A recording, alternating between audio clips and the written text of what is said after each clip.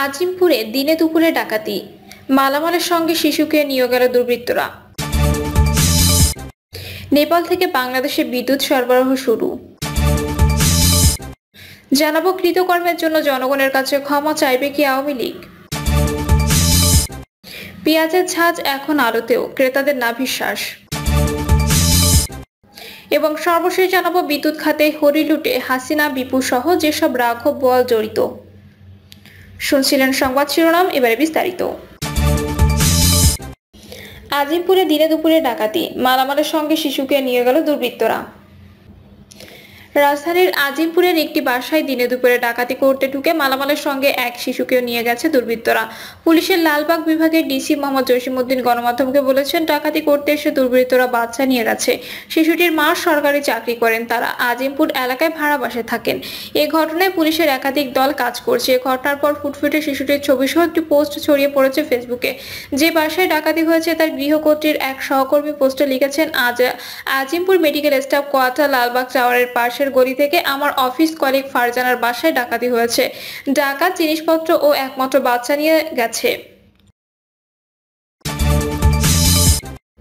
নেপাল থেকে বাংলাদেশে বিদ্যুৎ সরবরাহ শুরু। ত্রিপাক্ষিক চুক্তি অনুযায়ী নেপাল থেকে ভারত হয়ে বাংলাদেশে বিদ্যুৎ সরবরাহ শুরু হয়েছে। শুক্রবার এক ভার্চুয়াল অনুষ্ঠানে 3 দেশের সংশ্লিষ্ট মন্ত্রীদের উপস্থিতিতে এই কার্যক্রম শুরু হয়। অনুষ্ঠানে বাংলাদেশের বিদ্যুৎ জ্বালানি উপদেষ্টা ও মোহাম্মদ ফাউজুল কবির খান, ভারতের বিদ্যুৎ বিষয়ক মন্ত্রী মনোহর লাল ও নেপালের জ্বালানি মন্ত্রী দীপক খাটকা অংশ নেন। নেপাল সরকারের জ্বালানি, জলবিদ্যুৎ ও সেচ মন্ত্রণালয় ভার্চুয়াল ইভেন্ট আয়োজন করে বলে ভারতের সরকার এক বিবৃতিতে জানিয়েছে, চলতি বছরের মে-জুনে নেপালের তৎকালীন প্রধানমন্ত্রী পুষ্পকমল দাহল প্রচণ্ড ভারত সফরে বাংলাদেশের জলবিদ্যুৎ সরবরাহের বিষয়ে ত্রিপক্ষীয় চুক্তির ঘোষণা দিয়েছিলেন। পরে ৩রা অক্টোবর এই চুক্তি সই হয়। তিনি চুক্তি অনুযায়ী নেপাল প্রতি বছর 15 জুন থেকে 15 নভেম্বর পর্যন্ত ভারতের ভেতরে সঞ্চালন লাইন দিয়ে বাংলাদেশে উদ্ধৃত বিদ্যুৎ রপ্তানি করবে। প্রথম ধাপে নেপাল ভারতের ভেতর দিয়ে বাংলাদেশে 40 মেগাওয়াট জলবিদ্যুৎ রপ্তানি করবে। প্রতি ইউনিট বিদ্যুতের দাম নির্ধারণ করা হয় 6.4 সেন্ট অর্থাৎ 100 সেন্টে $1, বাংলাদেশি মুদ্রায় যা প্রায় 7.5 টাকা। কৃতকর্মের জন্য জনগণের কাছে ক্ষমা চাইবে কি আওয়ামী লীগ। বাংলাদেশে গণ আন্দোলনের মুখে ক্ষমতা হারানোর 3 মাস পরেও নিজেদের কৃতকর্মের বিষয়ে আওয়ামী লীগে কোনো অনুশোচনা লক্ষ্য করা যাচ্ছে না, বরং পুরো বিষয়টিকে এখনো ষড়যন্ত্র হিসেবে মনে করে দলটি। বিশেষ করে গত জুলাই আগস্টের ছাত্র আন্দোলন দমনে যেভাবে শক্তি প্রয়োগ করা হয়েছে এবং তাতে যত প্রাণহানি হয়েছে সেটির দায় স্বীকার করে এখনো আনুষ্ঠানিকভাবে দুঃখ প্রকাশ করতে দেখা যায়নি দলটিকে। আওয়ামী লীগের গত 15 বছরের শাসনামলে বড় একটি অভিযোগ ছিল মানবাধিকার লঙ্ঘনের বিষয়ে। হিসেব বলছে, বন্দুকযুদ্ধ বা ক্রসফায়ারের নামে অন্তত 1926 জন মানুষ বিচার বহির্ভূত হত্যার শিকার হয়েছেন। এর বাইরে অসংখ্য মানুষ গুমের শিকার হয়েছেন, যাদের কেউ কেউ শেখ হাসিনা পতনের পর এখন ফিরে আসছেন। যদিও গুম হওয়া ব্যক্তিদের একটি বড় অংশের এখনো কোনো সন্ধান পায়নি পরিবার। এর বাইরে অনিয়ম, দুর্নীতি, জমি দখল, বিদেশে বিপুল অর্থ। তবুও দলটির শীর্ষ নেতারা এখনো বিশ্বাস করেন যে গণঅভ্যুত্থানের নামে পরিকল্পিত ষড়যন্ত্রের মাধ্যমে শেখ হাসিনাকে উৎখাত করে দেশ তাকে বাধ্য করা হয়েছে। একই পরিকল্পনার অংশ হিসেবে দলটির সভাপতি শেখ হাসিনা সহ বিভিন্ন পর্যায়ের নেতাকর্মীদের নামে মামলা দিয়ে বিচারের কাঠগড়ায় দাঁড় করানো এবং আওয়ামী লীগের রাজনীতি নিষিদ্ধের দাবি তোলা হচ্ছে বলেও অভিযোগ রয়েছে নেতারা। তবে এসবের মধ্যে অগস্ট পরবর্তী সাংগঠনিক বিপর্যয় কাটিয়ে দলটি আবারও ঘুরে দাঁড়ানোর চেষ্টা করছে।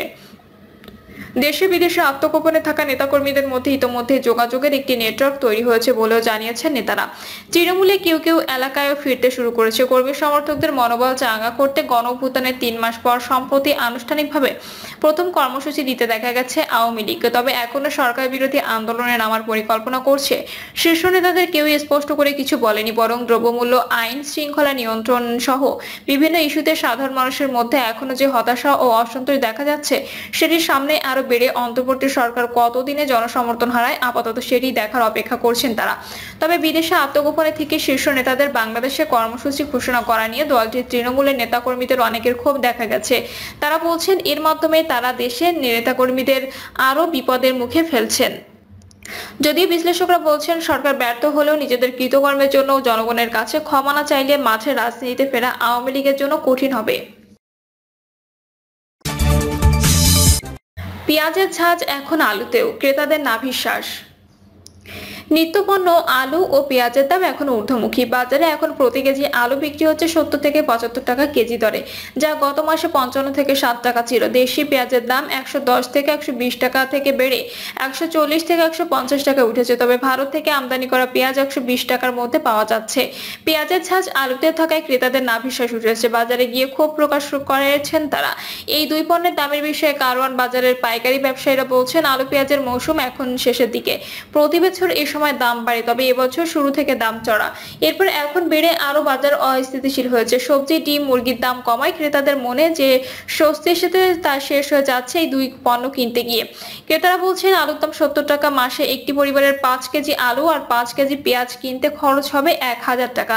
সপ্তাহের ব্যবধানে বাজারে বোতলজাত সয়াবিনের দাম না বাড়লেও খোলা তেলের দাম বেড়েছে। বাজারে প্রতি লিটার খোলা সয়াবিন তেল 170 থেকে 171 টাকায় উঠেছে, যেখানে বোতলজাত সয়াবিন তেল 167 টাকা থেকে 172। প্রতি লিটার খোলা পাম তেল 162 থেকে 163 টাকা ও সুপার পাম তেল 164 থেকে 165 টাকা দরে বিক্রি হচ্ছে। গত সপ্তাহ থেকে বাজারে ব্রয়লার ও সোনালী মুরগির দাম কম। এখন প্রতি কেজি ব্রয়লার মুরগি 175 থেকে 180 টাকায় বিক্রি হচ্ছে, যা 195 থেকে 200 টাকা উঠেছিল। সোনালী মুরগির দাম 310 থেকে 320 টাকা প্রতি কেজি। এছাড়া বাজারে প্রতি ডজন ফার্মের মুরগি ডিমের দাম 150 টাকার মধ্যে বিক্রি হচ্ছে। বাজারে সবজির দাম অনেকটা কমেছে। গত মাসের তুলনায় এর মধ্যে ঢেঁড়স, পটল, ঝিঙা, চিচিঙ্গা 50 থেকে 60 টাকা নেমে এসেছে। এছাড়া বেগুন, বরবটি, করলা ও কাঁকরোল 80 থেকে 100 টাকায় ও পেঁপে 40 টাকায় বিক্রি হচ্ছে। কিছুদিন আগেও এসব সবজির দাম 100 টাকার উপরে ছিল। অপরদিকে ফুলকপি 50 টাকা থেকে কমে 30 টাকা এবং লাউ 80 থেকে 100 টাকা থেকে 50 থেকে 60 টাকায় নেমেছে। কাঁচামরিচ বিক্রি হচ্ছে 160 থেকে 200 টাকা কেজি দরে। কারওয়ান বাজারের সবজি বিক্রেতা আবু হানিফ বলেন, শীতের সবজির সরবরাহ বাড়ছে, আগামীতে দাম আরো কমে আসবে। বিদ্যুৎ খাতে হরিলুটে হাসিনা, বিপু সহ যেসব রাঘব বোয়াল জড়িত। আওয়ামী লীগ সরকারের আমলে বিদ্যুৎ খাতে হরিলুটের অন্যতম উৎস ছিল কুইক রেন্টাল বিদ্যুৎ কেন্দ্র। তখন বিনা টেন্ডারে প্রয়োজনের চেয়ে দ্বিগুণের বেশি বিদ্যুৎ কেন্দ্র অনুমোদন দেওয়া হয়। আর বিদ্যুৎ কেন্দ্রের ক্যাপাসিটি চার্জের নামে আওয়ামী লীগ সরকার 15 বছরেরও বেশি সময় ধরে কয়েক বিলিয়ন ডলার দেশের বাইরে পাচার করেছে।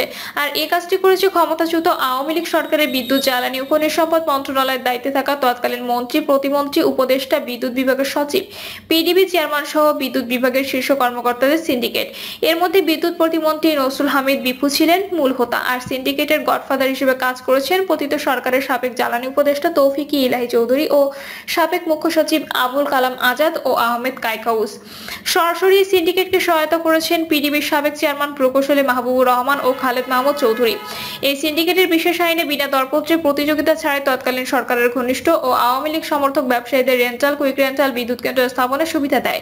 ওই দায়মুক্তি বিধানের অধীনে 72টি রেন্টাল ও ইন্ডিপেন্ডেন্ট পাওয়ার প্রডিউসার কেন্দ্রের অনুমতি দেওয়া হয়। বিনা দরপত্রে প্রতিযোগিতা ছাড়াই এসব বিদ্যুৎ কেন্দ্রের বড় অংশই পেয়েছে তৎকালীন সরকারের ঘনিষ্ঠ প্রভাবশালী ব্যবসায়ীরা। এর মধ্যে সামিট, ওরিয়ন, দেশ এনার্জি, ডরিন পাওয়ার, ইউনাইটেড অন্যতম। যে সময় বিনা দরপত্রে বিদ্যুৎ কেন্দ্র পাওয়ার শীর্ষে ছিল সামিট গ্রুপ। অন্তর্বর্তী সরকারের বিদ্যুৎ, জ্বালানি ও খনিজ সম্পদ উপদেষ্টা ডক্টর মোহাম্মদ ফাউজুল কবির খান বলেছেন, নতুন করে কুইক রেন্টাল চুক্তি নবায়ন করা হবে না। আওয়ামী লীগ সরকারের আমলে করা চুক্তিগুলো দুটি কমিটি পর্যালোচনা করছে।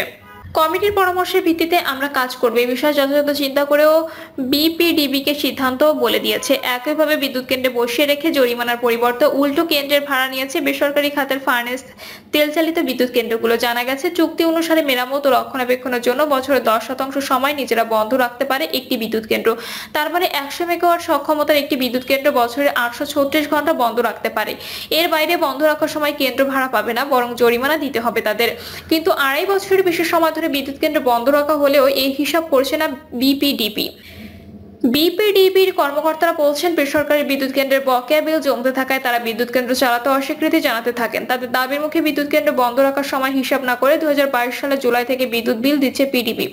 বিদ্যুৎ বিভাগের অনুমোদন ছাড়াই বিপিডিবির বোর্ডে এই সিদ্ধান্ত অনুমোদন করে নেন তৎকালীন চেয়ারম্যান প্রকৌশলী মাহবুবুর রহমান। পরে সরকার বন্ড ছেড়ে বকেয়া বেশিরভাগ শোধ করেছে। বর্তমানে বকেয়া অনেক কমে এসেছে, অথচ ওই নিয়মে এখনো সুবিধা পাচ্ছে তেলচালিত বেসরকারি বিদ্যুৎ কেন্দ্রগুলো। প্রিয় দর্শক, এই ছিল এখনকার সর্বশেষ সংবাদ। আপডেট সব সংবাদ পেতে চ্যানেলটি সাবস্ক্রাইব করে বেল আইকনটি ক্লিক করে রাখুন।